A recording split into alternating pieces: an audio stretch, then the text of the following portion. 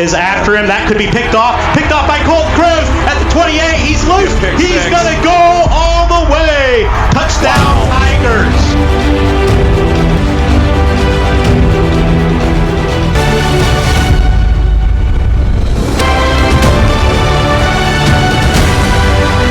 Get it on the jet sweep to the short side. Up the sideline.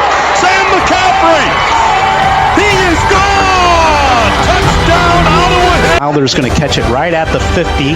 Looking for some room coming down here to the bottom to the left. He's got a lot of room. Watch out. He's gone. He's gone, Coach. Wilder's going to take that 50 yards for a score. Bulldogs on the board.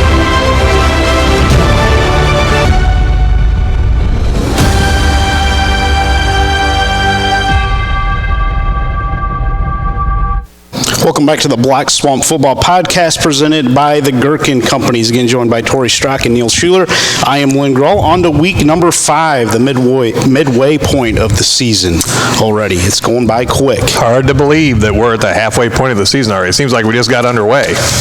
Yeah, it sure does, and I think some league races are starting to take shape. Still some question marks out there. I'm kind of, is this Delta Panther team for real? Man, oh man, they've been impressive under Mike Vickers. And how about the St. Francis Knights? Wow, they've opened some eyes, and I think there's a couple leagues that we have a pretty good idea who the front runners are, and then a couple there where there's a ton of parity, like the GMC.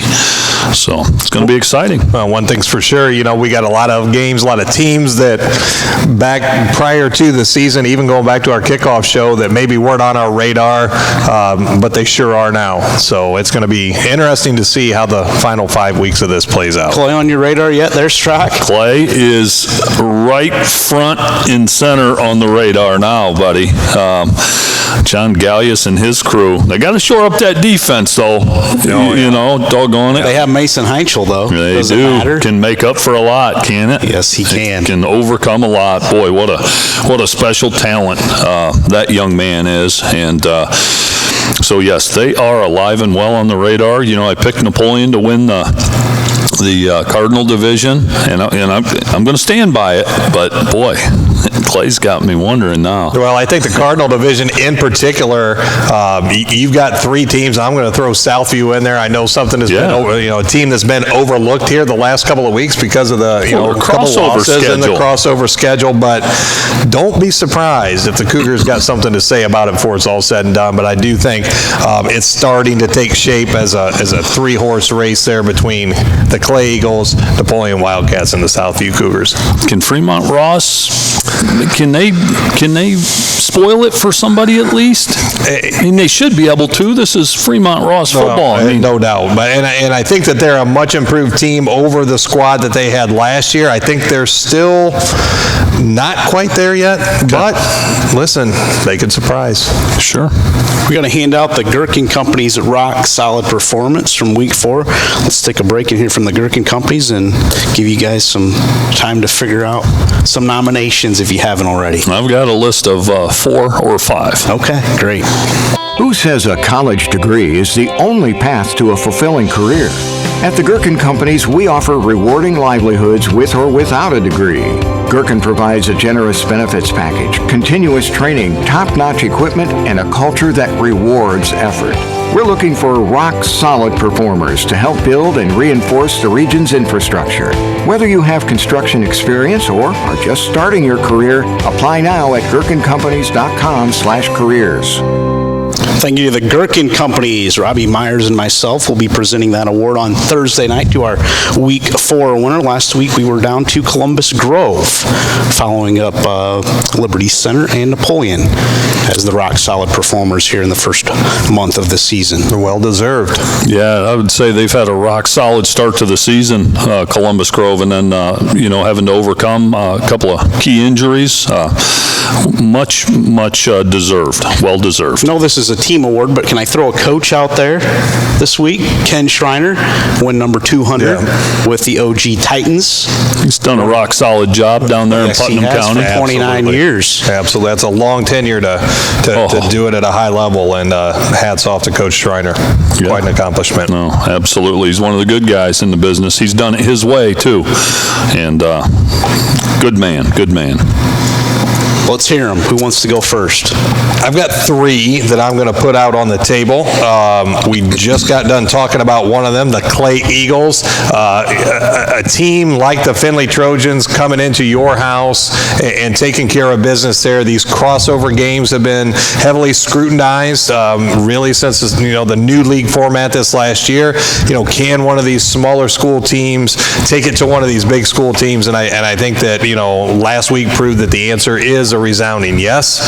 So I'm going to throw the Clay Eagles into that mix.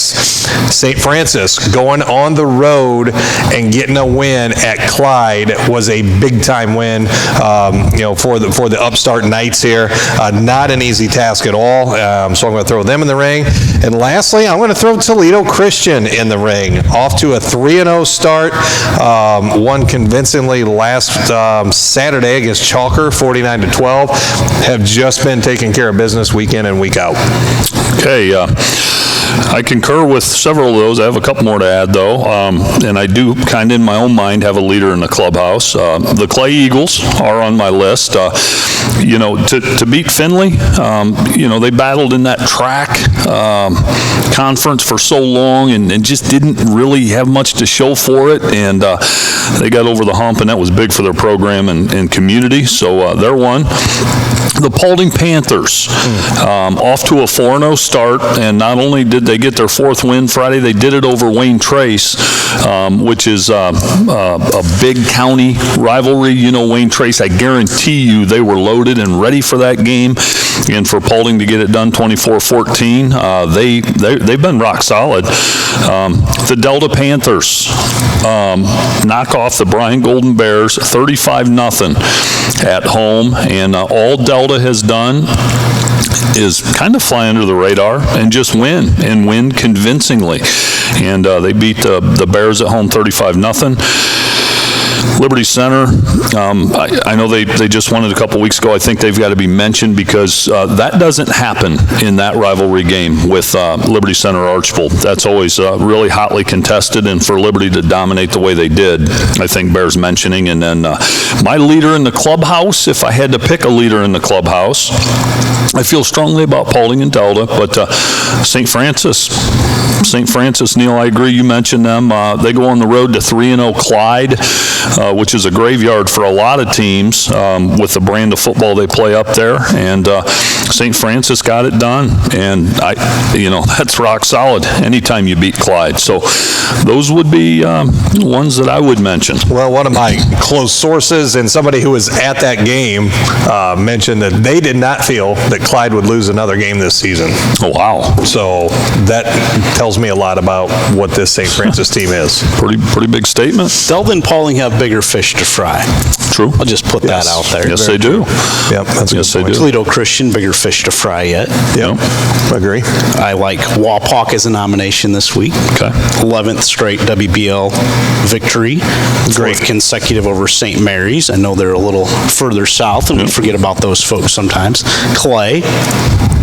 You mentioned Liberty Center. It was 44-0 at half over Archbold. I know this isn't the Archbold team of the past, but do that against Archbold, that's rock solid performance worthy. How about Ottawa Hills? Didn't mention the Green Bears.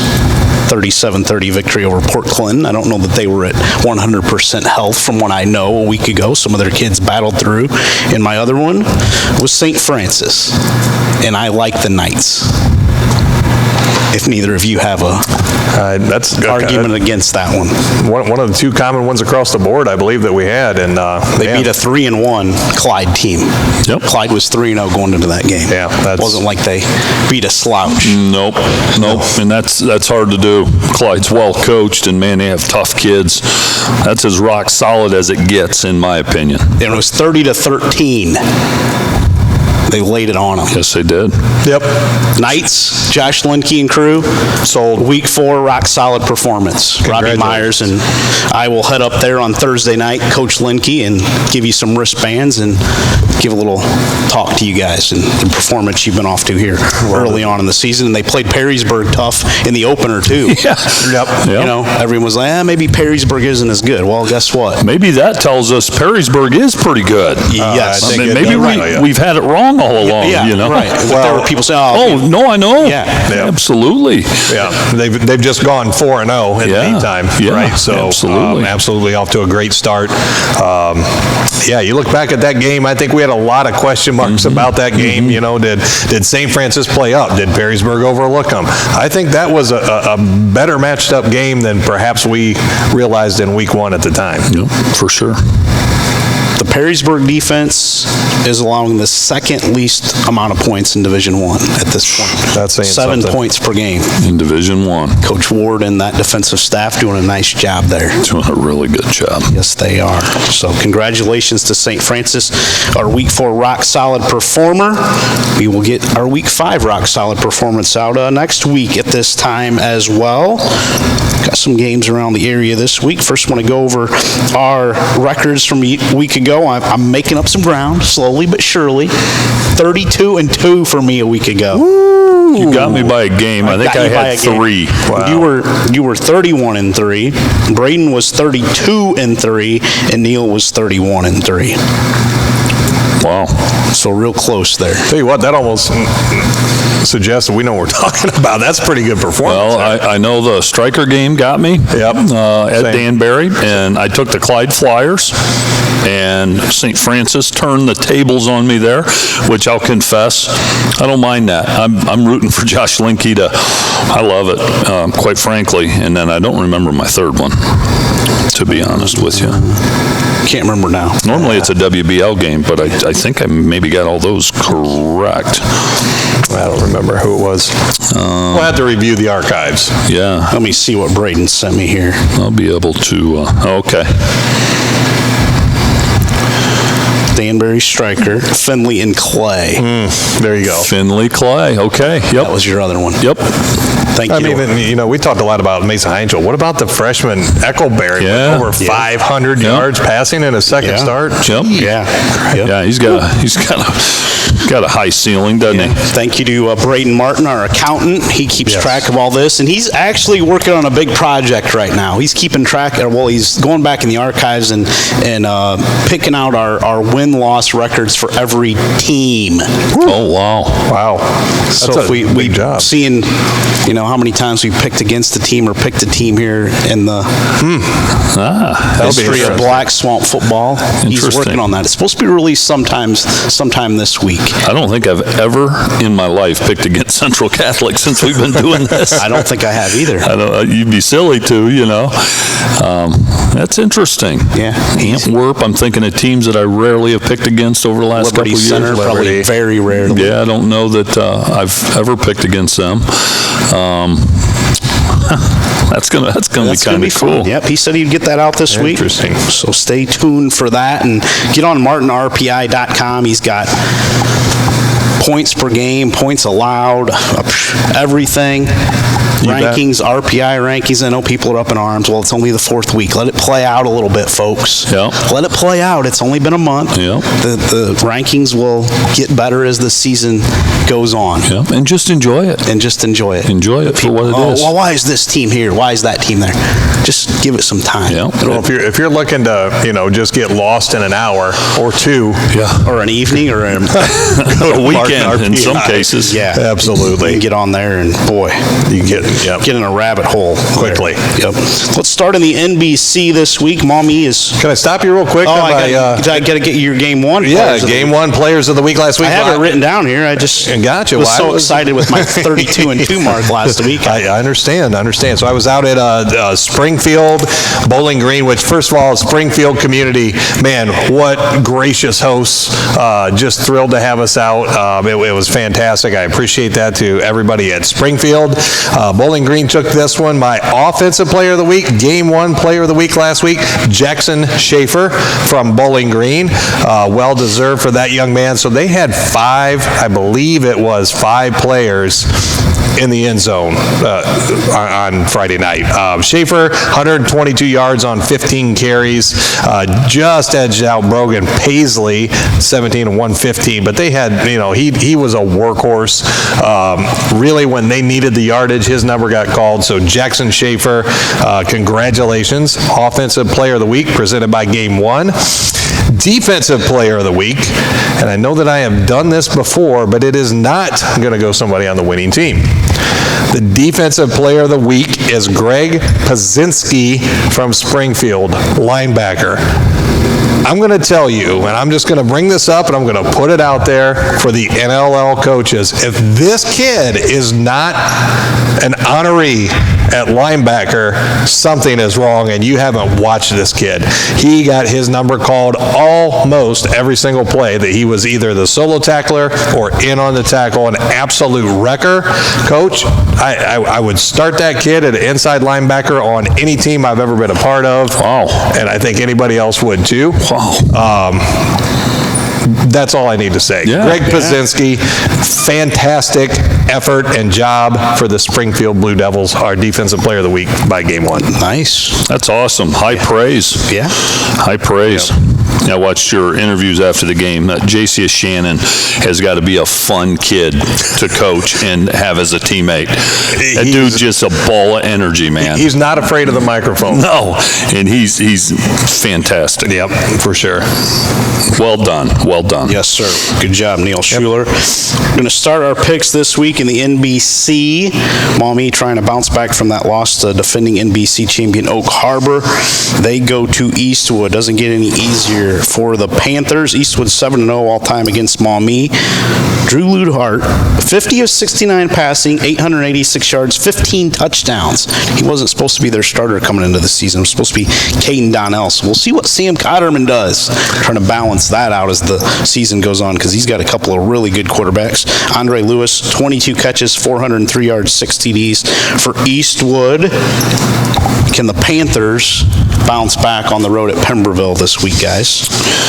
I've got to believe that that game this past Friday took a toll on them physically. I mean, that was a physical Oak Harbor football team, and assuming they're healthy, I think there was a lot to learn from that game film. They'll be better this week for it, but I like the Eastwood Eagles at home.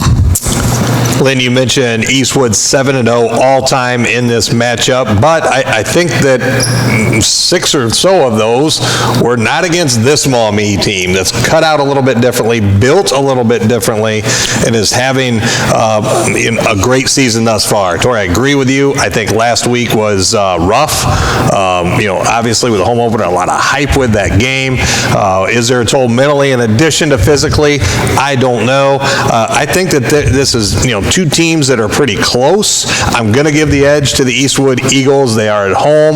I think Maumee is close, but I'm going to say maybe another year. Give me Eastwood. I like Eastwood in that matchup as well. Evan Karshner has the Panthers on the right path, that is for sure. Yep. Fostoria 1-3, 0-1 in the NBC, averaging just 14.3 points per game. They're at Seago, who's 3-1, 1-0 in the NBC with that squeaker over Rossford in the NBC lid lifter last week. The Knights averaging 20.5 points per game, giving up 18 points per game, 11-1 all time against Fostoria. Give me Craig Rutherford and the crew there. Coach, you mentioned this on Rise and Rewind on Saturday morning. Sometimes just matchups are funny, right? And they stack up kind of weird. That said, you got a Fostoria team here that's looking for answers that's not going to find them this week. Give me Otsego to keep it rolling at the Castle.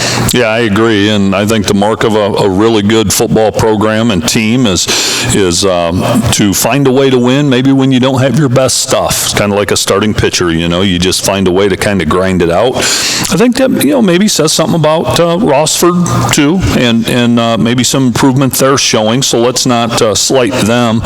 But yeah, I like Otsego to regroup. I think it could be a tall order for Fostoria here. Give me Otsego. Okay. Lake is at Genoa. The Flyers 2-2, 0-1. Genoa now 3-1, 1-0 in the NBC. They're only giving up 12.3 points per game and have only given up 23 points the last 3 weeks after giving up 27 in that opener at Archbold. We talked about this. We talked about the Lake Eastwood game at this time last week as kind of a measuring stick for where Lake is at. Obviously, that was a pretty one-sided affair. It was a tough loss for Lake last week. They're headed to Genoa. It doesn't get any easier hoeing with Genoa kind of getting their footing under them. And at home, I'm going with the Comets. Yeah, I too am going to go with Genoa. This is a stretch of games here where Lake has a chance. They have Genoa this week, Maumee, and then Rossford Fostoria, two very winnable games there. So this would be one they could really, really turn the tide of their season if they could get it done on the road. But Genoa's tough. They're tough to beat at home. I like Genoa and Coach Fisher. Genoa's bounced back. Kind of had that Archbold game almost in hand. A couple late interceptions turned the tide there. They maybe be setting it 4-0 right now, but I'm gonna take the Comets as well in that matchup. Northern 8 action, 8-man football this week. Holgate took a bye a week ago. They were at Danbury. Holgate's 2-0, 1-0 in the league so far. Danbury is 2-1. This will be their Northern 8 conference opener this week. Yeah, I'm going to go with the Holgate Tigers. Got a little bit of rest last week there during the bye. I like Holgate on the road, but I don't think this one will be easy. I do not. Definitely a nice win by the Lakers over Stryker last week. Tory, you mentioned Holgate having some rest, taking this one on the road. I think it's going to be an affair very similar to that Stryker game in terms of a high-scoring back-and-forth duel, but Holgate has the nice bus ride home with a win. Holgate beat Stryker 52-12. Danbury beat Stryker 52-26 if you want to compare scores, if that means anything. But I like Holgate to get the victory in this one. Toledo Christian, man, they're off to a fast start. 3-0, 1-0 in the Northern 8. They're at Sebring, who was 1-2 this season so far. Carter Kester, their dynamic receiver, 13 catches, 412 yards, 7 touchdowns. Quarterback Tyler Grace, 712 yards passing already. Man, the Eagles have the championship mix again. They do, and there's zero reason to pick against them until there is a reason, and it's not this week. Give me the Eagles. Yep, I concur with all that. They're a well-oiled machine right now, and that's not going to change at Sebring. Toledo Christian. We'll take TC as well. Saturday, Sandusky St. Mary, 2-0, 1-0 in the Northern 8. At Stryker, who was trying to right the ship. They won their opener, but the last 2 weeks have taken lopsided losses. The Holgate and Danbury. Can the Panthers of Stryker get it done? No, I mean, they were one of only 3 blemishes on my record last week, and you off that bandwagon? Yeah, I am. They gotta win me back, and it'll take a victory over St. Mary at home to do it. But until they do it, give me Sandusky St. Mary. I think St. Mary's off to a nice start. You got Strikers stinging from loss last week there. I'm with you, Tory. Give me Sandusky St. Mary's. I'm with both of you guys. Here they got a pretty solid program over there this year. See, I remember when they were playing 11-man, and they were a dominant program. Yes, they were. Let's take another break and hear from K. Kern Painting. K. Kern Painting is a proud sponsor of Northwest Ohio Athletics. K. Kern Painting was formed in 1998 by Kinsey Kern in Toledo and now has a footprint in Toledo, Cleveland, and Michigan, and has road crews traveling throughout the United States. For a free estimate or job opportunities with K. Kern Painting, visit their website at kkernpainting.com or call 419-351-1250 or stop by their Toledo location at 211 North Reynolds Road. Thank you to Kinsey Kern and his crew for their support this season. Let's move it over to the NLL crossover games this week. Going to start with a big one. Do we want to release your game one, game of the week yet, or are we gonna wait? We'll wait for just a little bit, but we are going to release it tonight. Oh, we're going to release it tonight this week. You're going to make the folks wait another day, huh? No, I'm going to let them know that right here on the broadcast, just not yet. All right. We're going to start with Clay at Perrysburg. I don't know if it gets any bigger than this, Schuller. It's a pretty big one, and especially coming off of that Clay victory last week. We've talked about Mason Heinchel, but it's not just Mason Heinchel. He's got a team around him, guys like Troy Hazuda, Hudson Byers, fellas like that make that possible. Not to mention that Clay community, that a win like that just ignites that community. Congrats to Coach Galius for that win. However, we need to turn the page this week and headed to Steinecker Stadium. A tall task, and much bigger of a task than what they had last week with Perrysburg. Give me the Yellow Jackets in the Hive. Okay, I guess we've settled the debate if this was going to be the NLL game one, game of the week already here. Mason Heinchel, 73 of 106 passing, over 1,000 yards, 15 touchdowns. He's ran for 405 yards on 45 keepers. You mentioned Troy Hazuda, 24 catches, 283 yards, 6 touchdowns. Clay is averaging the 10th most points in D2, 38.8 per game. As I said earlier, Perrysburg allowing the second least amount of points in Division I at 7, have only given up 332 yards rushing the first month of the season. You want me to go first, or you want to release your pick, Strock? Yeah, I'll go ahead. I'm going with Perrysburg at home. This would be with Bowling Green and Fremont Ross on the horizon for Clay. If they could somehow go into Steinecker and steal one, boy, they're rolling at that point. But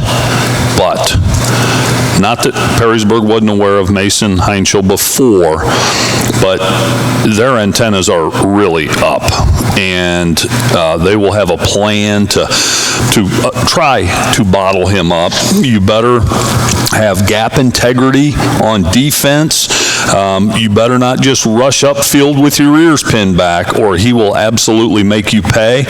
And Dirk Conner will have a game plan with Mike Ward, and sledding will be much tougher for the Clay Eagles this week. And my early prediction is Perrysburg doesn't give up 54. I can tell you that. Who'd you pick, Schuller? I picked the Perrysburg Yellow Jackets. Considering changing my pick here to pick up a game on U2. Or lose a game. Yeah. I know what it's going to be, depending on which way you go. I ride with defense, so I'm going to stick with Mike Ward and crew in this one. Give me Perrysburg. Boy, how about, though, this opportunity for Clay? Right? Sorry, Coach Gallius. Yep. I know I've been on your bandwagon all week, but you got to show some defense. And you got to show some signs on that side of the ball. We talk about last week being a signature win for the Clay Eagles. If they can pull off this win against Perrysburg this week, I think that they are clearly in the driver's seat in the Cardinal Division, and perhaps towards making a run in the playoffs. Hard to argue.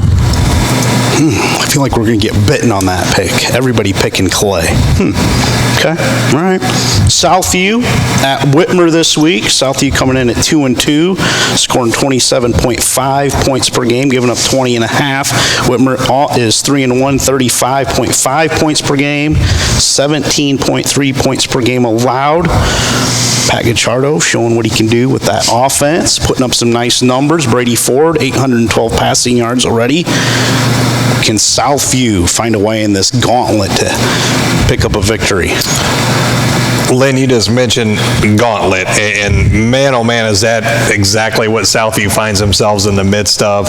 Findlay, followed by Perrysburg last week, followed by Whitmer this week. Talked to Coach Hardy earlier this week, and in addition, I should mention linebacker Drew Young, all NLL selection, absolute animal, out for the season with a knee injury. So they are without Drew. They are making adjustments there. but just kind of overall a little bit banged up in Cougarland right now. And on the flip side of things, you got the Whitmer Panthers, who have one blemish on their record, taking it from Central Catholic in a game that at one point in time was a 4-point game against Central Catholic at their place, and since then have been perhaps not flawless, but hitting their stride for sure. Balanced offensive attack. I think it's going to be too much for Southview, and Whitmer picks up the win in the jungle. Yeah, just that crossover gauntlet. You know, there's a couple teams that play those big, the big heavyweights of the Buckeye division, and Southview's one of them. Findlay, Perrysburg, now Whitmer. Sorry to hear that about the injuries there. Yeah, Drew, we're thinking about you, big guy. Yep. Man, I'm tired of these injuries this year. Yeah, it's never ending. Every week seems like it's a new one. We're only a month in. Yeah, yep, bad news. So we're thinking of that young man. I too am going to go with the Whitmer Panthers at home. Will be interesting to see if Southview digs in and makes that a ball game into the second half. I wish him the best, but got to go with the Panthers. Got to go with Whitmer as well. Quick shout out to Southview for hooking us up with a helmet for our studio decoration right here. So thank you, Coach Hardy and the Southview Cougars. Nice. We have it proudly displayed right behind us. Yeah, we do. Very nice. It's a nice touch. Coach Thanks, Hardy. Coach Hardy. Very supportive, isn't he? You bet. Anybody else out there? Yeah, we're I think maybe we need our all of our rock solid performers. Ooh, there we go. Some kind of decoration up here. Can we like get it. some kind of jersey, old jersey or something? Yeah, we got plenty of room. Yeah, I think we can make it happen. Yep. We'll figure it out. We'll figure it out. Yep. Fremont Ross 1-3 is at 1-3 Findlay. Findlay's given up 40.8 points per game this season. Ross is only scoring 11.5. Looking at this matchup, I think that this is more reminiscent of the Findlay Southview matchup than what it was the Findlay Clay matchup. I think that, while the Trojans lost last week, they still put up over 500 yards of total offense, and I think that says something. They're back at Donnell Stadium. Ross improved from last year, still trying to get their footing, also in the midst of this crossover gauntlet that we've talked about. I'm going to give the edge to Findlay in this one. Yeah, Findlay's real in here. You know, they're sitting here at 1-3, and I don't think a lot of people expected them to be 1-3 at this point. Now, they've had their share of adversity, too. That's the elephant in the room, for sure. But, boy, something's got to give here. At the end of this game, one team's going to breathe a sigh of relief and feel a lot better about things. And then 1-4, that's a big hole to be looking up at, trying to climb out of. So, but at home at Donnell Stadium, I like the Findlay Trojans. Got to tighten up that defense a little bit, but I don't think Fremont Ross offensively is the same as Clay, personnel-wise. So, Findlay. Give me the Trojans as well in that matchup. Springfield is at Napoleon. Springfield 1-3, only scoring 9.5 points per game. Napoleon 2-2, scoring 26.3 points per game, but they've given up 25 points per game so far this season. Yeah, for me, Springfield continues to be a team that's kind of searching for their identity. Definitely showed sparks of it last Friday night. Penalties were not friendly to Coach Smith's crew. Got to clean that up and got to get in a good offensive rhythm. They've got playmakers on that team. There's no question about it. It's a bad time to be coming into Napoleon, who is licking their wounds from the AW loss and need to get back on track themselves ahead of Cardinal Division play. That said, Coach Swery, doggone it, when he get to the second half of the game, and I'm going to put it on the players too, get the second half of the game played like you do the first half of the game and finish one of these out, for crying out loud. That said, I'm going with Napoleon at the Buck, but I want to see a complete game out of the Wildcats before I get too far believing this crew. Yeah, I think you'll get that Friday night. I really do. It's homecoming at Napoleon, so I like the Wildcats to be clicking on all cylinders, and there could be some big numbers put up in that game. I agree. I think it's going to be a big night for the Wildcats as well. I do too. They're going to get it done. I do too. Northview at BG. Northview 0-4. They're being outscored by 46.8 points per game, only averaging 3.5, giving up 50.3. BG got the 2-2 mark, 27.3 points per game, and allowing 25.8. We talked about this a little bit last year with Bowling Green. They play a little different style of offense than what teams see in the NLL week over week over week. And that can be a real advantage for a team like Bowling Green who, maybe can't just line up size-wise across the board. You got to find your spot. You got to find kind of your brand, and they do that very well. Northview thus far has played teams that largely the spread. Obviously have took their lumps from it. Showed improvement last week against Lima Senior. But I like Bowling Green to improve to 3-2 in this matchup because I think that that run game is going to be a little bit too stout with Schaefer and Shannon and company, for the Wildcats. So give me Bowling Green. Yeah, I agree. I'm not going to pick against Bowling Green at home.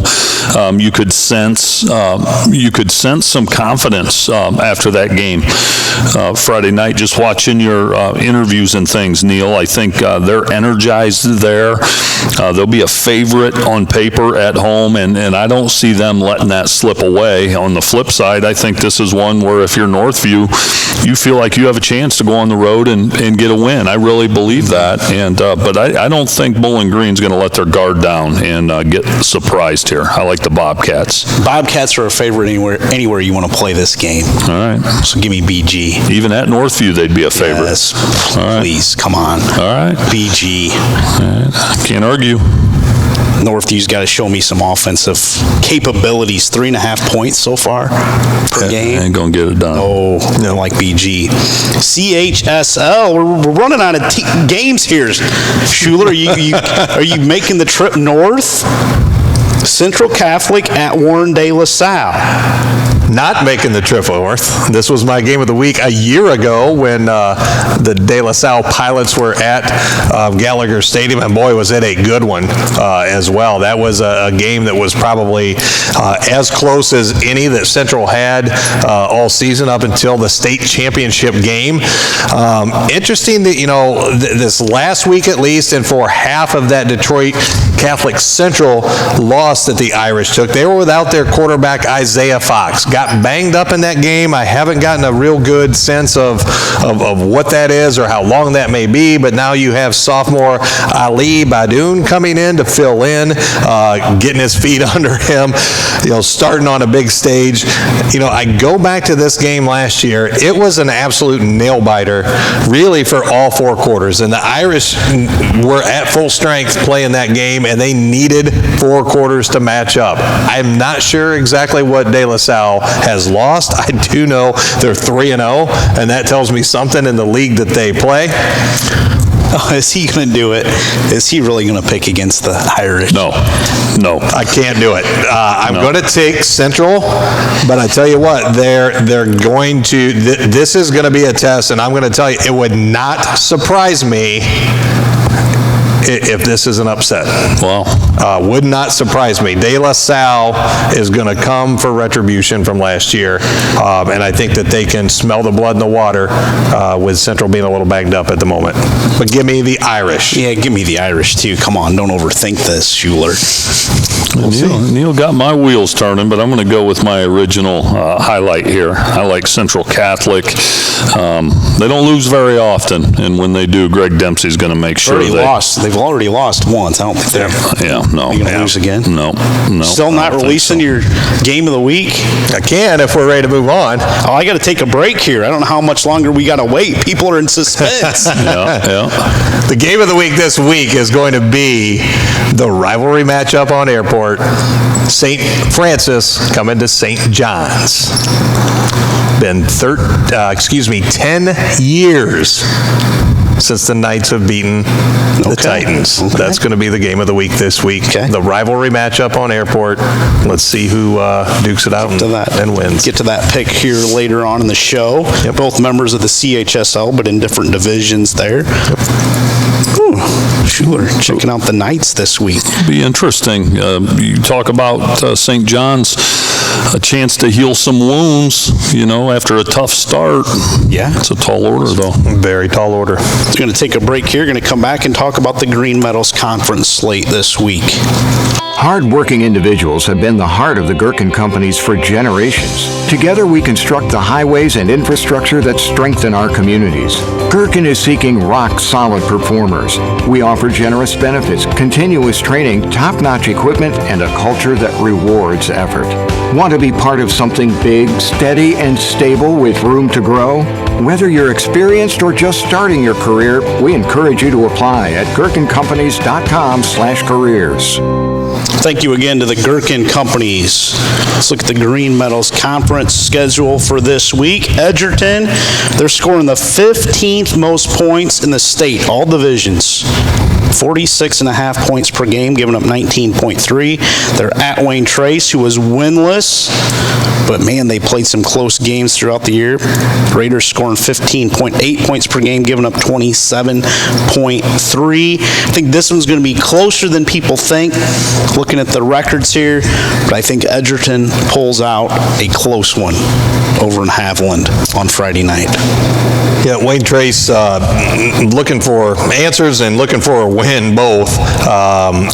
Edgerton just seems to be playing inspired right now is the best way I can describe what I see going on over there, and I'm going to take Edgerton in this one as well.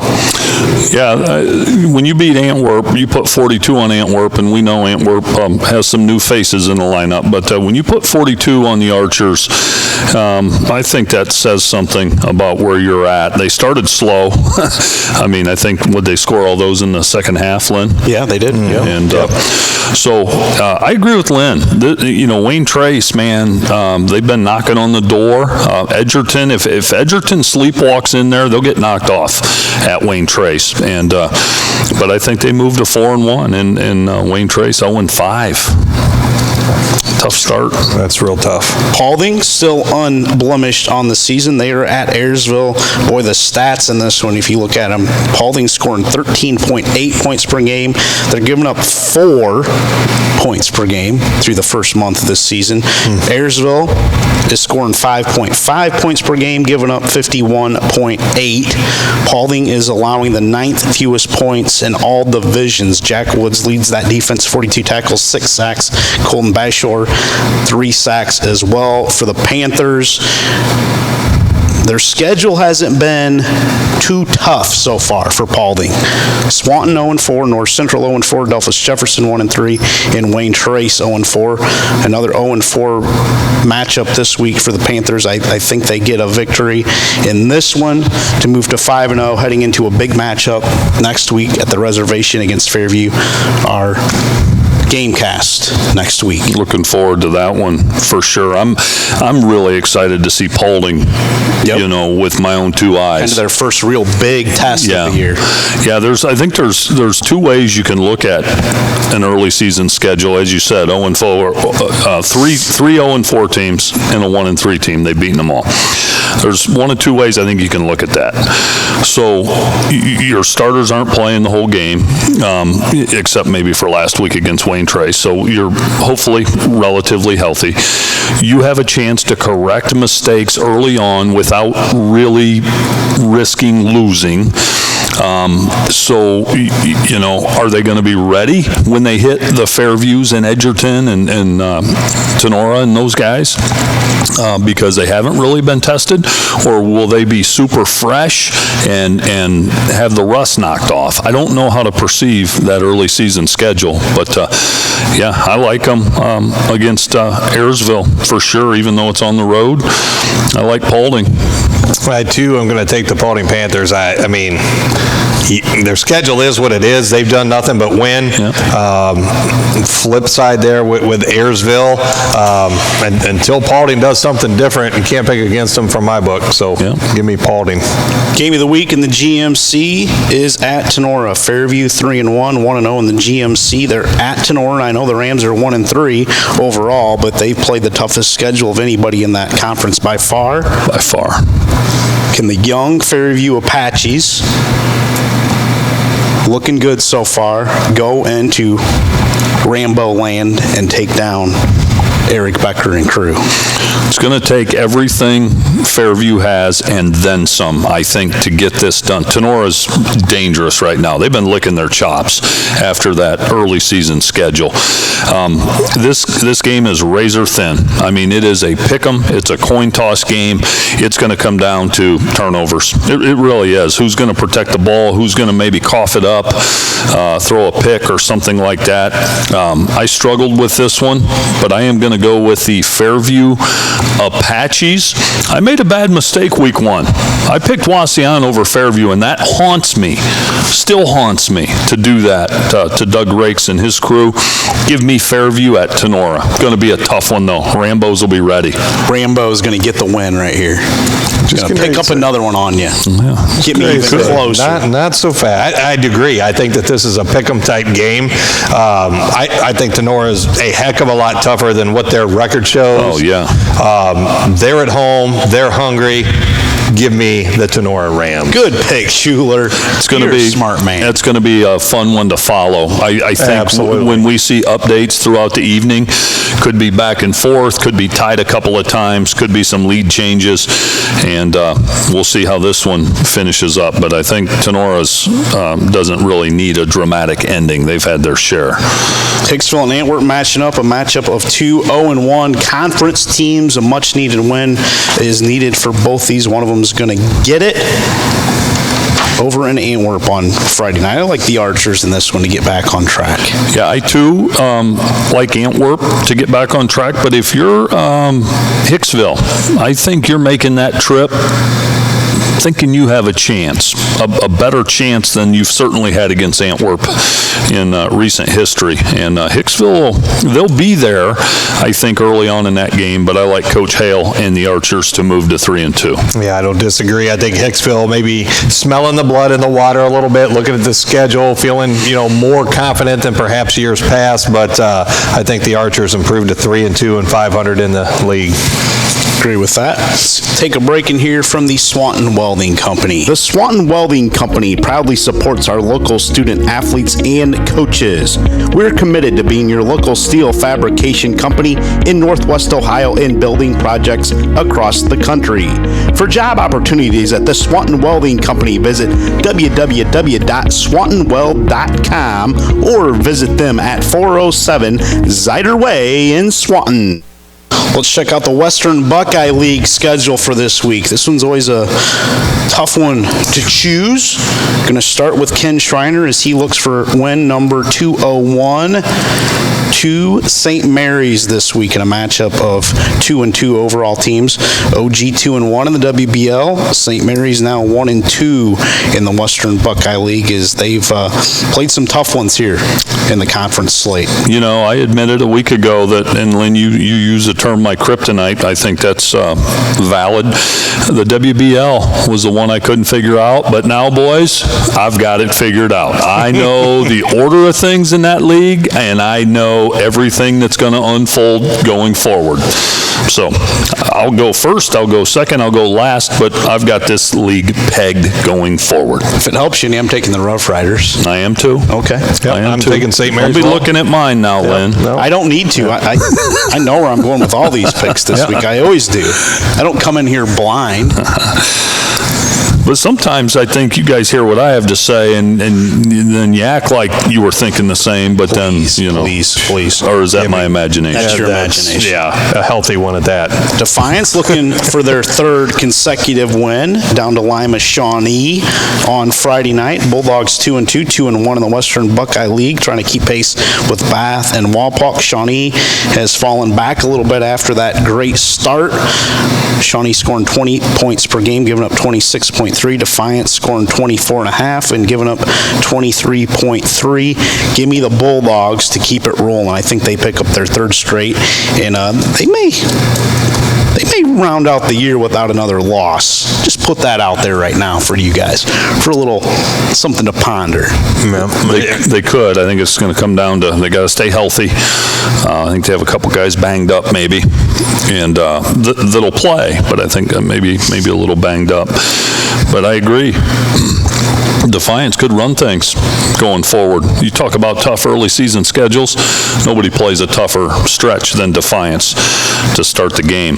I don't think it's going to be easy Friday. I really don't. Shawnee's going to provide resistance, but Defiance, I think they're clicking. I think they believe now. They believe. I like Defiance. Well, and you talk, Lynn, about how both of these seasons started out dramatically differently and how they flipped, right? Momentum in the game of football is a very dangerous weapon to have on your side. The Bulldogs have it. They're going to get the road win this week. The Salina Bulldogs, Mercer County Bulldogs, they are at Kenton this week. Salina 3-1, 2-1 overall in the WBL, scoring 31.5 points per game, giving up 16.3. Kenton 1-3, 1-2 in the Western Buckeye League. They're scoring 31.5 and giving up 28.5 per game. I think Salina's one of those teams in the WBL that's going to have something to say about it before it's all said and done here. I like them in this one to continue to make their mark and their case for the conference title. Yeah, it's never easy going down there to Hardin County, I can tell you that. But I like the Salina Bulldogs. I don't think they were just a flash in the pan last year. Their team looks different this year with the loss of some really good players, but I like them on the road at Kenton. Salina. Give me Salina in that matchup as well. How about Lima Bath? 3-0 in the league for the first time since 1999, scoring 37 points per game. They're at a lighter right now that is scuffling a little bit. So give me the Bath Wildcats and Frank Russell to continue their run. Yeah, I've gotten zapped before picking against Bath. It didn't go happen again. But you know, this league is as unpredictable as any, I will tell you. But on paper, I like Bath, so I'm going with them. Bath has last month of the season is tough. Salina, Defiance, Wapak, and St. Mary's to round it out. Get them while you can. Loaded in the back month of this season. But they are getting them, and I tell you what, they're another one of those teams that you got to at least be talking about in the conversation here. I think they're going to, get to Elida, who's dealing with some things themselves, and continue rolling. Give me Bath. Fifth game in the Western Buckeye League this week. Van Wert is at league frontrunner with Bath. Walpock 4-0, 3-0. Coach Moyer's crew showing no signs of letting up so far here in 2024 after winning the last couple Western Buckeye League championships. Well, and it ain't going to happen this week either, especially at home. Give me Wapak. Yeah, Wapak won't let down. Van Wert, something we haven't seen, got a chance to move to 1-4, fall to 1-4 after this game, and that's unusual here in recent history for Van Wert, but Wapak's loaded. I like the Redskins. Yeah, Wapak has a little too much for the Cougars this week. Let's take another break. Ready to hit the links? Grab your clubs and head to White Pines Golf Course at 1640 County Road 2 in Swanton. For a tee time or to sign up for their events, call 419-875-5535 or visit whitepinesgc.com. Also, sign up for their early membership of $885 or $796.50 for seniors 55 and older. Early membership is play now, and greens fees are covered for the rest of 2024 and all of 2025. When you play White Pines Golf Course, the experience will exceed your expectations. Thank you to White Pines Golf Course. Get that membership. Sign up for that. You're going to be able to play some golf for a while this year, the way the weather's looking. Yeah. It's not cooling down at all. And they can even probably take some rain over there. Oh, yeah. Bone dry. Everywhere could take some rain, that's for sure. But, yeah, going to be plenty of time to golf here yet this year. Yeah. Dry. Coming into the nice weather for golf, isn't it? The next couple weeks look really, really favorable. Yes, it does. Blanchard Valley Conference going to start with Arlington, 3-1, 2-1 in the BVC, scoring 35.5 points, giving up 26. They're at Pandora Gilboa, who is now 2-0 in the BVC. Nice start to the conference season for the Rockets. Can they continue it against that Arlington team that we saw a couple times last year, Coach? Yeah, Arlington's a good football team. They really are. This is a I want to say a 50-50 pick'em. In my opinion, especially at home, I like Pandora Gilboa Gilboa. I liked them week 1 when we saw Grove beat them, and I think that win over Leipzig tells you a little something about Pandora Gilboa. I like them at home to move to 3-0 in the BVC. It ain't going to be easy. Arlington's solid, but I like PG. Well, and I tell you what, I almost took PG last week and didn't, and I'm not making that mistake again. I'm going Pandora Gilboa. I agree, Tory. I think this is going to be a contested matchup for 4 quarters, but PG. Arlington has that nice running back. Oh, he's good. Cavany. Yep. Ooh, he's talented. He's good. But give me the Rockets to get this victory on Friday night after they started the season with just 7 points the first 2 weeks against Columbus Grove and Bluffton. So their points per game is only 17.3, but they put up 41 on Van Buren and then 21 last week against Leipzig. Elmwood, 0-4, 0-2 in the BVC, only scoring 8.5 points a game, giving up over 40 per outing. At Liberty Benton, defending BVC champions who are 3-1, 2-0 so far in the conference. So I got to take the Eagles right now. Not seeing enough out of Elmwood to keep this close. Yeah, there's not any analysis really needed on this one. I think it's going to be a long night for the Royals at Liberty Benton. Give me the Eagles. Yeah, unfortunately, you guys are correct. This is one where I think the Liberty Benton starters get a little bit of a breather in the second half, and Scott Garlock wouldn't like us saying that, but that's reality, Scotty. I like the Eagles at home. Finishing out the BVC slate for us this week, Leipzig at the 500 mark overall and 2-1 in the conference play. They are at Arcadia, who is 0-4, 0-2 in the BVC. Arcadia scoring just 7.3 points per game. Vikings going to bounce back this week after the loss to PG a week ago.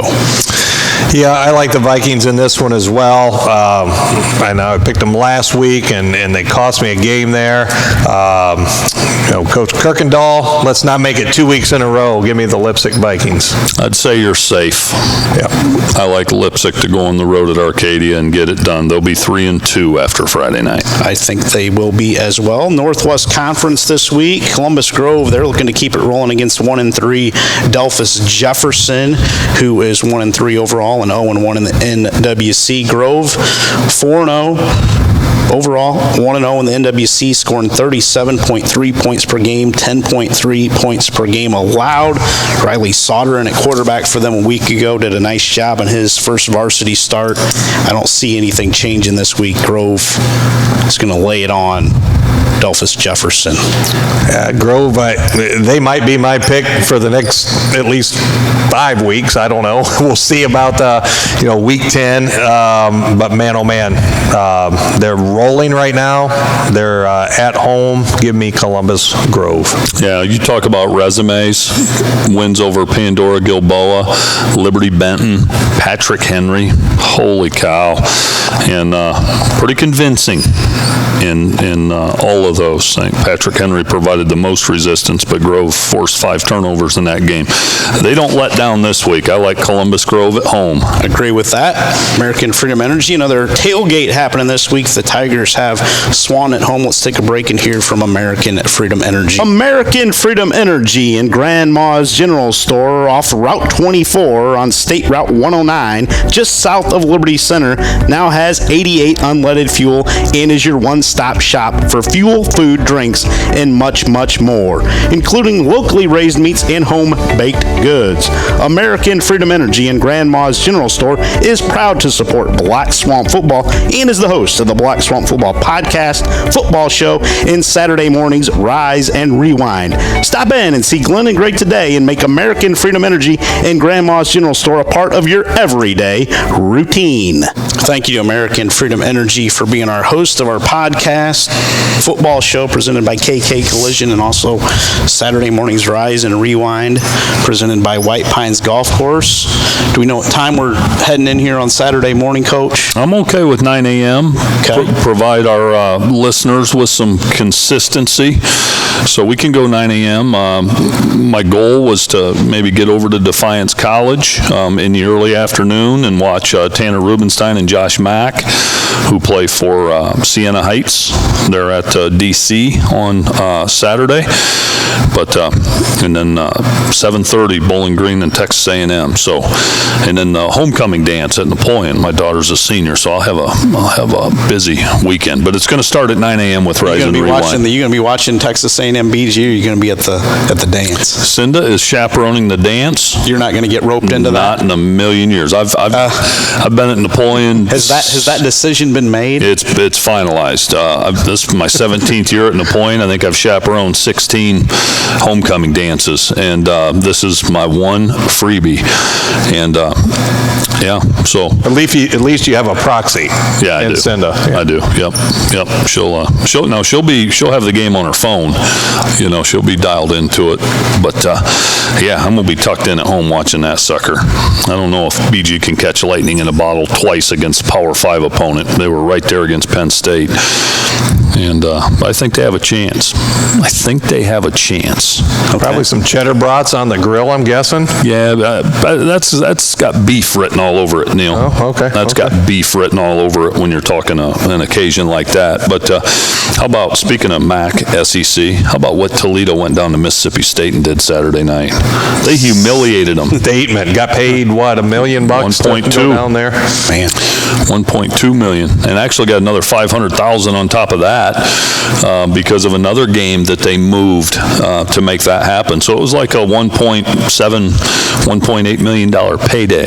Well, and I tell you what, if you watch that game and you're, if you've been attuned, nothing against, schools out here, but attuned to Toledo area schools over the last couple of years, there's a lot of Toledo area kids making an impact against an SEC team. Yeah. That was pretty fun to watch. Well, you have Wallen Zach from Perrysburg that had a bunch of carries. I think he scored a touchdown in that game. He did. And Ray Knowles is starting at corner. Yep. You've got Zimmerly on the offensive line. Yep. Cade Zimmerly's brother Grant. Yep. Saw him out there. Tommy Zyros from St. John's. Saw him. Receiver. Yep. That wasn't a fluke either. Peyton Reasonover from Central. Was on that. Yeah, it's pretty fun to see that kind of an atmosphere. They put it on them too. They whooped them. Yes, they did. NWOAL action this week going to start right here in Liberty Center. They're going to have another tailgate here at American Freedom Energy. What was the truck coming in here this week on Friday night? I don't have the flyer. I will tell you because I did. It's called the Captain's Kitchen. It's called the Captain's Kitchen, based out of Toledo, Ohio, specializing in fast, casual, fresh, and delicious food options. So, looking at their menu, it may be limited. Well, maybe not. Got kind of a seafood theme with the shrimp po' boys, lobster rolls, the Captain Special. Again, looks like a lot of seafood theme here. Peel and eat shrimp, Cajun shrimp, mac and cheese, Mexican street corn. Wow. Barbecue mac wrap. So something a little different. Yeah. LC folks are going to have to broaden their horizons a little bit. That's asking a lot for some of these people. I mean, they like their meat and potatoes here. And, I'll tell you what, go ahead. Sorry. No, I was going to say, not everyone's as sophisticated as like Louis Miller and Spike Whitman, their palates. I mean, those guys have basically traveled the world. Fine diners. No, they are fine diners. So this won't shock them. No. But, some of the other people that aren't as diverse as them. Well, you have something like that rolling in. That might spell trouble for the concession booth. Could. Over at Rex Lindgren Stadium. I'll tell you what else is going to spell trouble is the Liberty Center Tigers for the Swanton Bulldogs on Friday night. Liberty coming in at 4-0, 1-0 in the NWAL. Swanton winless, scoring 4.8 points per game, giving up 38.5. Liberty scoring 39.3, giving up 3.5 points per game. That's the fifth fewest in all divisions. Ridgewood is giving up 0.3 points per game. Mineral Lake Catholic 1.8 points per game. Newcomerstown 3.3 points per game.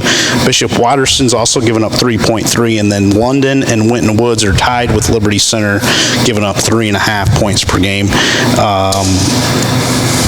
Going to be a lot of Liberty scoring, and not much for Swanton.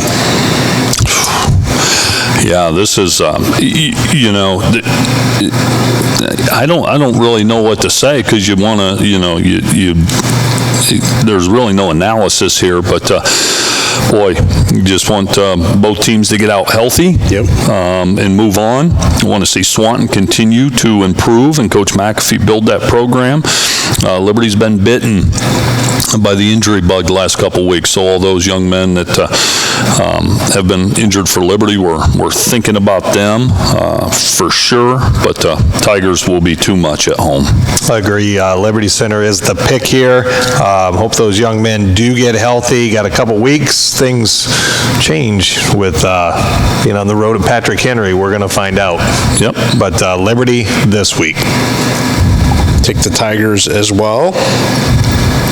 Evergreen 2-2, 0-1 in the league. They are at Wauseon, who picked up their first win a week ago. Did the Indians on the season? Can the Indians make it 2 straight? And nice win last week there by Wauseon. This particular game, though, I like Barry Bach's Vikings here. I like them to get a road win. Have definitely shown some signs. Definitely an improved team over last year. Have things kind of seem like they're rolling the right way. This could be a nice opportunity to keep things going for Barry Bach and crew. Give me Evergreen. I think this one, along with Fairview Tenora, are 2 of the tougher games on the slate this week. I think this is a coin flip 50-50 game. Wauseon, man, they've had their woes early on for sure, but they're at home at Harmon Field. I am going with the Wauseon Indians to pick up win number 2. Vikes going to get the victory in this one. So I'd pick up a game on both of you. I like it. I don't think that's going to happen. I like it. Nope. Mike Vickers still rolling along, undefeated, 4-0, scoring 39 points per game, giving up just 12.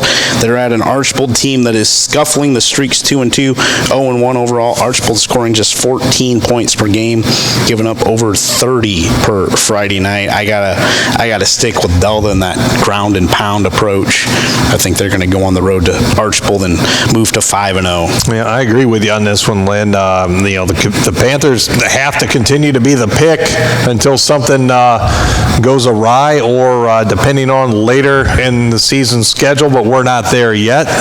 Delta's going to roll in this one. I think stay in that NWOL discussion for now. As Neil said, the Panthers have to continue to be the pick until I say they're not. Well, I'm picking them the next 3 weeks. They got Swanton next week, and then Wauseon, and then Patrick Henry and Liberty Center. I'll pick them the next couple, but I ain't going to pick them this week. I am going with the Archbold Blue Streaks at home to pull off what, on paper, would be an upset. 4-0 versus 2-2. Archbold's win against Genoa, I think, gives you a glimpse of what they're capable of doing. Delta was a rock-solid performance nominee of mine. I'm on the Mike Vickers bandwagon. Boy. But I think they get tripped Friday at Archbold. I think they get tripped. Ooh. And they might go in there and roll, but I'm going with Archbold. Going with Archbold. You know something or what? I feel like I do. We'll leave it at that. Boy, you're singing Mike Vickers' praises to begin the show, and now you're picking a big fan. Big team fan. that's scuffled. Yeah, I just try to keep it middle of the road and go with what I believe in. Archbold's going to be ready to go Friday night. I believe Interesting. it. Interesting. Yeah. Right. We'll see. We'll see. Patrick Henry, 3-1, 1-0 in the league. They are at Bryan, who they've kind of had some trouble with at times. They have. Some closer games than people maybe expected here the last few years, but I think this Patrick Henry team will go over to Bryan and coast. Yeah, they may have had some problems with Bryan in the past, but you got a Bryan team this year that's just still looking for answers, and they ain't going to find them with the Patriots coming to town. Yeah. Give me Patrick Henry. Yep. Bryan's got to take care of the football. They've got to limit mistakes. and really just put a complete game together. And if they do that Friday night, I think they make it respectable. But I think Patrick Henry, I think they learned a lot from that Columbus Grove game, and it also kind of woke them up and motivated them a little bit going forward. And they're gonna roll Friday. We'll see if Brian's able to put that game together, though. Brian only scoring 7 points per game so far, giving up 43.3. Let's take our final break, and then we'll go into our non-conference games for week number 5. High school seniors, uncertain that college is right for you? Concerned about the cost of higher education? At the Gerken Companies, we offer rewarding livelihoods even without a degree. That's a good living straight out of high school with no tuition debt. Starting pay between recent college grads and those with high school diplomas is closer than you might think. So if you enjoy teamwork, working outdoors, and being part of something meaningful, consider your options at gerkencompanies.com/careers. Non-conference action this week. Going to start up in Williams County. North Central hosting Richmond Heights, who is playing a few games, but not a full schedule this season. Richmond Heights is 0-1. North Central 0-4. The Eagles have struggled, scoring 1.8 points per game and allowing 41.3. Can they get win number 1 for Tyler Owinski on Friday night? No. Richmond Heights? Richmond Heights, but I was looking at their schedule today, man. How funky is that? It's odd. Just weird, man. All these teams that don't even count towards OHSAA or whatever. A lot of open dates. It's just, I don't understand it, but I know enough to know that they'll have enough in the tank to get the win in Pioneer on Friday. I'd like to see North Central be able to get it done, but I'm going to go with Richmond Heights. You mentioned their funky schedule. They're 0-1. They lost to Colonel Crawford, who is always a stout team. Yeah. For those of you that don't know, that was in week 2. So that was the last game that they played was August week 2. 29th, yes. That's weird, man. So, we've had a sizable off, I think, Maybe getting ready for basketball season. I was just going to say, they're focused on hoops. Yeah, I don't know, but what I can tell you is that rest will not be a concern for them, but I'm going to go with Richmond Heights here. On a couldn't be any more of an unknown entity, but sure. I'm going with Richmond Heights. Yeah. Open date the first week, then you said Colonel Crawford, open date, North Central this week, playing Foxfire. Yeah, old who is Foxfire. down in Zanesville. I think they're on the verge of an 8-man program down there, is Foxfire. Then they're at Montpelier. All these tax schools tried to fill their schedule because Richmond Heights was open. At Montpelier on October 4th, at Canton Central Catholic on October 11th, at Eden on October 18th. It could be a long night for the Spartans. And then they play at Division III Cleveland Central Catholic. Do not play any home games, does Richmond Heights. So maybe do not have a home stadium, I'm wondering. Yeah, they may not. Trying to bust into the football world. Yeah. A lot of question marks around this program. Yeah. I'm going to take Richmond Heights this week to go up to Williams County and get the win over North Central. Our game cast this week, Whiteford, Michigan is at Eden. The Bombers scoring the 18th most points in the state, 45 per game, and they're playing some good defense this season up there in Williams County are the Bombers, only giving up 11.8. Tory and I, since we're calling this one, will not be picking it. Pre-game 6:30.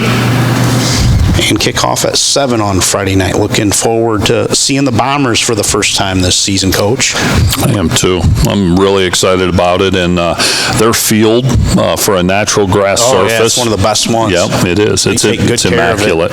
Yep, looking forward to that. Chip Holbert tells us they have sausage sandwiches in the concession stand, so looking forward to. Are they going to be able to sneak them by Mike Bum and Andy Briggle? I don't know. I mean, those two are pretty stout. I wonder if you and I tangled with Mike Bum and Andy Briggle. I could take Bummer. Yeah. I could take Bummer. Can you take Briggle? I thought I was going to have to take Bummer for you. Oh, I can take Bummer. She's no problem. Boy, that'd be, I was going to say, it'd be a nice matchup, but it wouldn't.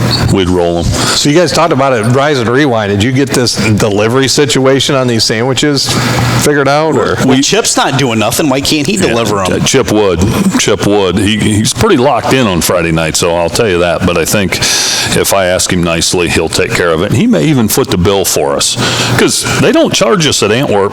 No, they do not. They don't charge us anywhere. They don't charge us anywhere. Will Eden charge us? Not if Chip has anything to do with it. Well, Matt Ripke's their AD. I tell you what, Matt's as good as they get as well. Told him we were coming. He said he'd get Wi-Fi set up for us 5 minutes later. Yeah, that's He's awesome. on it. Yep, I believe that. And if he says he's going to do it, he will do Matt it. Ripke does not mess around. Nope, he doesn't. So I just wonder if we'll be welcome in there. You know, we challenged Coach Olin a couple times early on about getting Cohen Holbert the football. And Kyler Sapp, let him run the ball a little bit. I want to see both those guys run the ball. I wonder if Coach Olin will be waiting when we get out of our vehicle, maybe in a bad mood. Yeah. I'm not worried if he is. Might find your tires punctured or something on the way out. Never know. Coach Olin knows We'll take your vehicle then. He doesn't know yours. He knows Right, mine. yeah, there you go. Go incognito. You never know what he's thinking. Very sharp man. Who you taking here, Schuller? Whiteford, storied program up there in Michigan, and they're 2-1. They obviously start a week later. They're always in the discussion up in that southeast Michigan area. That said, I think it's a tall order with this Eden team that I've seen thus far. I think the Bombers keep it rolling at home, but it ain't going to be an easy one. This one's going to test the Bombers maybe more so than they have been thus far. Yeah, I think Eden's possessions are going to be limited, with that Whiteford ground attack. But Whiteford's got an athletic quarterback as well. I think on paper this is as good as it gets this week. I'm tickled. It's a razor thin game, I believe, but I think the home field advantage might come into play. And you're on grass. I don't know what the situation is up there at Whiteford. Whiteford plays back in the woods. Well, yeah, that's true.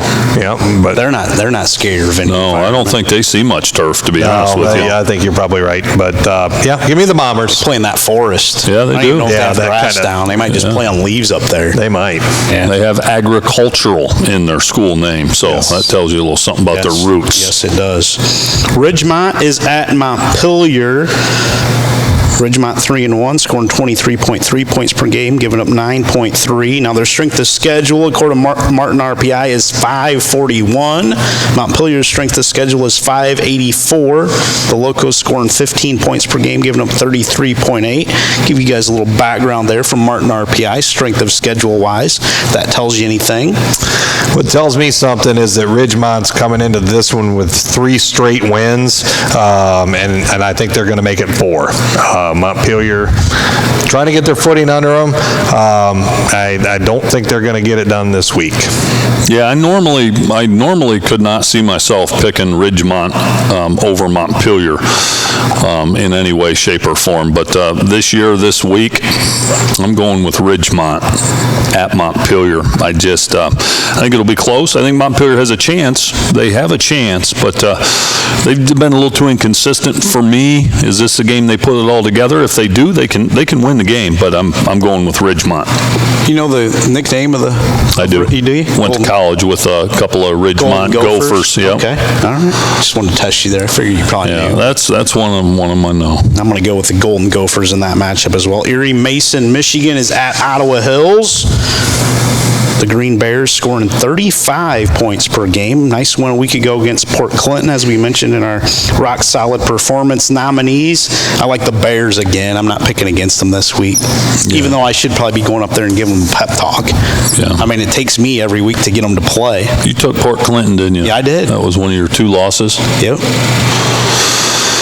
Yeah, you know where I'm going. I should just save my breath and save my energy. You know, I ride with the Green Bears, especially in the Village. And Chase Miller, the quarterback, showed some mettle last week. I don't think he was feeling great going into that game. And there were so many ebbs and flows in that game with Port Clinton. I think Ottawa Hills proved that they can overcome some adversity. And I like the Green Bears. They're going to tighten up the screws, and they're going to roll this week. My boy Rocco may go for 2 bills on the ground. He went for 196 last week. Yeah. Pretty close. He's probably tired. His legs got to be tired. Not Rocco Pillarelli. He's pretty resilient. He was probably ready to go Saturday afternoon again. Could be. He's probably out in the yard with Reddick just playing one-on-one. Yeah, Probably. Just hammer time, right? Yeah, I wouldn't doubt it. Yeah, Yuri Mason coming into this one, other than that week 1 blemish for Ottawa Hills, they've been rolling and they're going to continue to roll, improve to 4-1 in the Village. Give me the Green Bears. Petersburg Summerfield is at Hilltop. Petersburg Summerfield 2-1, Hilltop 1-3, ended their losing streak a week ago to the Cadets. Can they get another one? I think they're going to have to wait a week on this one. I think Petersburg Summerfield's going to come in, improve to 3-1 in their early season, and the struggles continue for the Cadets. I'd love to pick Hilltop at home. I really would, but I can't do it, especially in this hotly contested race with you two and our weekly pick'ems. No charity here. I'm going with Summerfield. Yeah, I'm going to take Summerfield as well. I was hoping one of you guys would take the Cadets there and I'd pick up another one, but I'm going to go with Petersburg Summerfield. 2 games left on this week's slate. St. Francis at St. John's, the game 1. Game of the week that Neil Schuller will be at, so he's ducking his way out of picking this game. He always picks the best matchup up in that neck of the woods to get out of. There's a method to his madness. Well, listen, if we get Brandon Martin to look at all the contested games that I've had to pick with you two bozos, give me a break. Well, the one week you wouldn't pick 2 games. We never That pick. is true. Yeah. I mean, what's going to stop him from picking the whole slate up there? Yeah. No, well, He has no boundaries. Nope, I'm convicted from here on out. 1 game a week, and this is this one. Well, I'll pick it. I'm going to take the Knights. Another rock-solid performance from St. Francis. Eli Beal, 740 all-purpose yards, 606 of those rushing. He's already got 10 TDs. Raheem Brown, 3 picks, 303 yards receiving and 5 touchdowns. Give me St. Francis. Going to roll on Airport Highway. Yeah, Beal's special. He's special, man. One of the top talents here in Northwest Ohio. Again, St. John's could heal some wounds if they could find a way to get it done. But St. Francis, not only are they talented and well coached, but momentum and confidence is dangerous in high school football.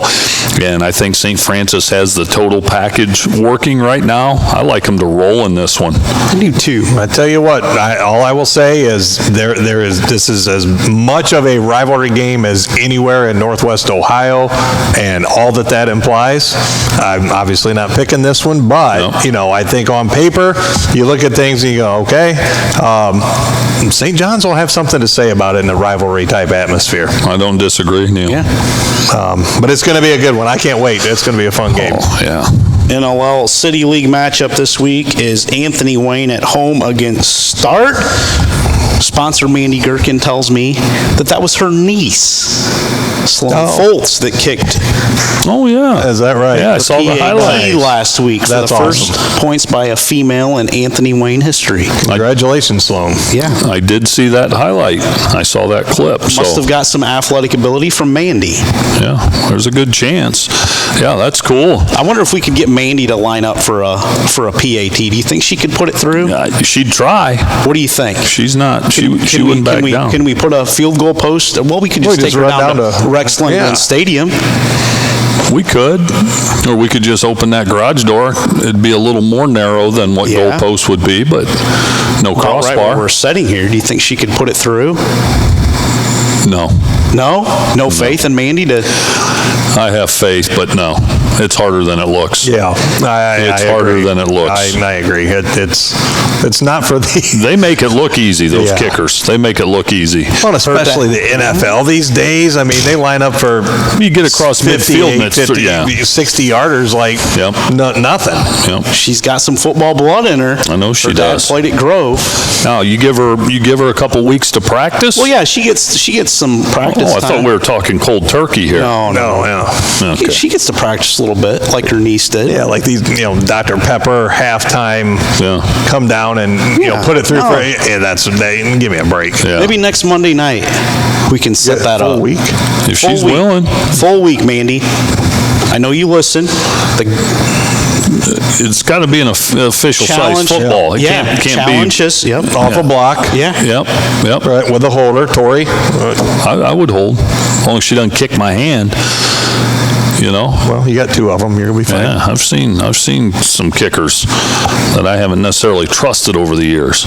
I've held plenty. I'd hold for Mandy, though. Okay. All right. Well, get this set up. I'll talk to her. I like See it. what she thinks. We do like a punt, pass, kick, like the those competitions. Maybe. could. I mean, nobody's obviously going to beat you punting. I mean, Right. Coach Lindgren has lauded your ability as a punter. Yeah. That's well documented.